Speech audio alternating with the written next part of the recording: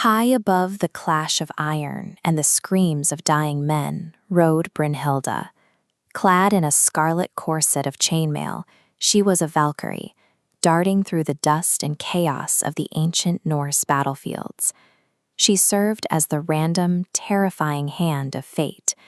Her sole purpose was to enforce the All-Father's rigid will, deciding exactly which warriors would survive the day and which would fall to the earth. But on one particular day, she looked down at a young, handsome warrior named Agnar, who was destined to die. Moved by a sudden, very human pulse of compassion, Brynhilde ignored her orders. She turned her spear, struck down Agnar's opponent instead, and spared the young man's life.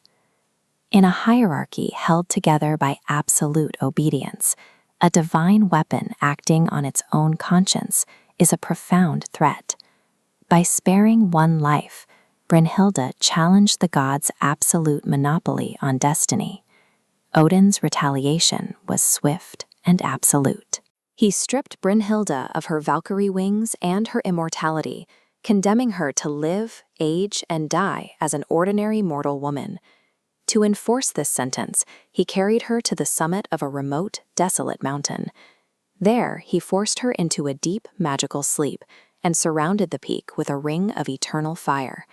She would remain trapped in this burning stasis until a hero devoid of fear could ride through the flames to claim her as his bride. Odin's sentence dismantled her capacity to choose. He reduced a woman who once decided the fate of thousands into a passive prize, waiting for a man to define her future. Eventually, the smell of singed horsehair pierced her dreams. A warrior named Sigurd, already famous for slaying the monstrous dragon Fafnir, spurred his horse directly through the inferno and awakened her with a kiss. For a fleeting moment, Brynhilde reclaimed her voice. The two pledged their absolute devotion to one another. Before leaving to complete his remaining quests, Sigurd placed a magical ring named Anvarananot on her finger, promising to return. But far from the mountain, the Burgundy court harbored its own designs.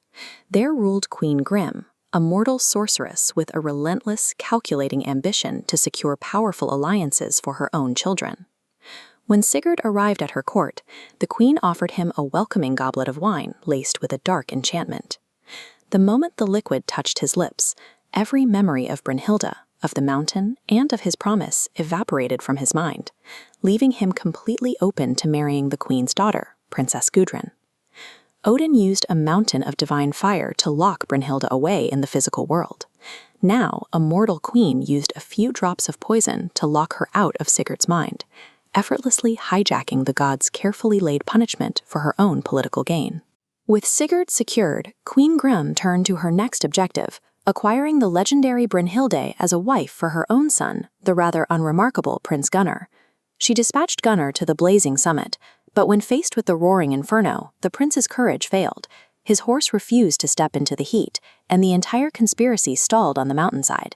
To save the plot, Sigurd offered his help. Using the queen's magic, he assumed the physical appearance of Gunnar. Wearing his brother-in-law's face, the fearless hero rode through the flames a second time to claim the sleeping bride on Gunnar's behalf. Brynhilde awoke to see a man she did not recognize. Believing the terms of her curse were fulfilled, she returned to the Burgundy court and married Gunnar. She had no idea the architect of her capture was the only man she had ever loved. She was now living inside a perfectly constructed cage. Every vow she took and every choice she made was based on a manufactured reality, designed entirely to keep her compliant and trapped. Life at the Burgundy court was a suffocating existence. Day after day, Brynhilde endured a hollow marriage to Gunnar, while watching Sigurd shower his affection on Princess Gudrun. The tension finally snapped during a bitter argument between the two women. In a cruel attempt to assert her superiority, Gudrun flashed her hand, revealing the magical ring and Varanaut, the very ring Sigurd had given to Brynhilde on the mountain. Seeing that ring on another woman's finger shattered the facade of her marriage. Gunnar was a fraud. Her savior was an enchanted pawn, and every vow she had taken was built on a humiliating lie. The shock of this betrayal ended her quiet compliance. The woman who had passively accepted her mortal fate suddenly awoke, her deep sorrow hardening into a sharp, terrifying demand for retribution. She cornered her husband, weaponizing his own fragile pride. She demanded that Gunnar and his family execute Sigurd in his sleep to restore the honor they had stolen from her. It was an agonizing calculation. By ordering the assassination of the only man she truly loved, she was actively tearing down the foundation of the lies that bound her. When the deed was done, she refused to linger in the court that had ruined her. Standing before Sigurd's massive funeral pyre, Brynhilde drove a blade into her own heart and threw her body into the blazing inferno. This devastating act of devotion and defiance echoed loudly through the culture, surviving for centuries, eventually becoming the emotional bedrock of Richard Wagner's monumental operatic cycle, The Ring. Choosing exactly how and when she died, Brynhilde reclaimed the flames Odin designed as her prison.